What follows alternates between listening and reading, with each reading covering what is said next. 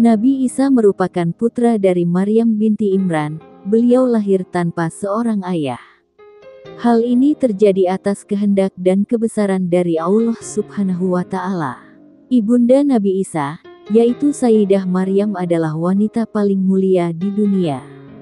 Allah Subhanahu wa Ta'ala menyifatinya dalam Al-Quran dengan gelar Siddiqah.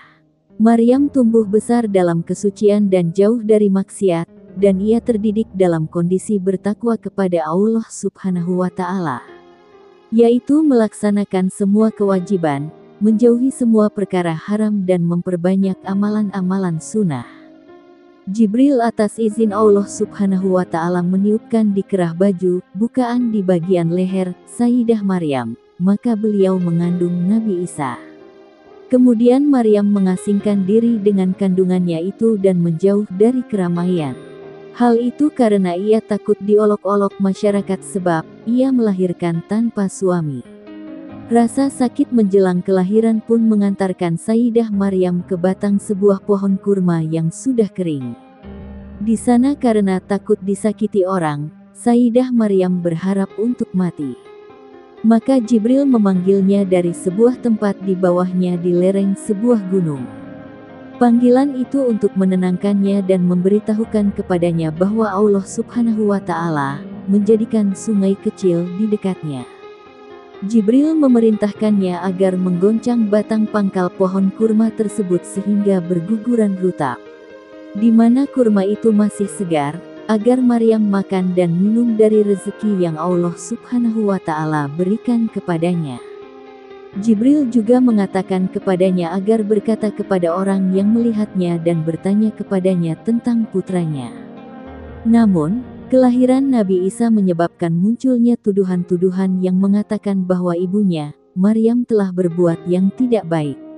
Tuduhan-tuduhan tersebut lantas langsung dijawab oleh Nabi Isa yang bisa berbicara. Semua yang mendengarnya meraja takjub, namun ada pula yang tetap menuduh ibunya. Nabi Isa dan ibunya lantas kembali ke negeri asal mereka Palestina ketika ia beranjak remaja. Sesampainya di sana, Nabi Isa melihat banyaknya penduduk yang menyimpang dari ajaran Allah Subhanahu wa Ta'ala. Mereka sangat sibuk dengan dunia hingga lupa beribadah kepada Allah Subhanahu wa Ta'ala. Saat Nabi Isa dewasa, Allah Subhanahu wa Ta'ala kemudian mengangkatnya menjadi nabi dan rasul. Nabi Isa juga diberikan Allah Subhanahu wa Ta'ala berbagai macam mukjizat. Meski Nabi Isa telah menunjukkan mukjizat kenabiannya, namun sebagian kaumnya masih tidak mau beriman. Mereka tetap berada di dalam kemaksiatan.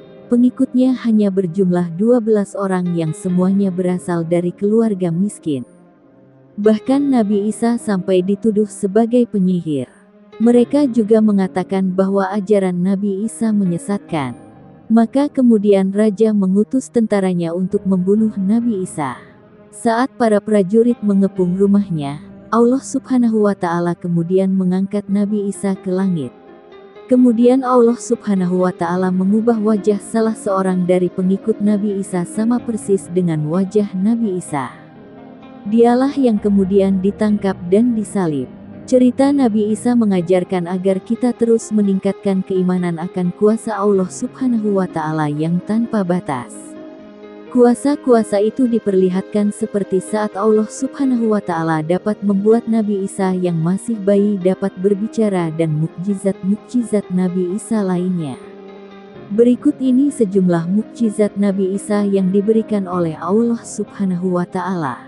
1. Nabi Isa mampu mengubah tumpukan pasir menjadi tumpukan emas.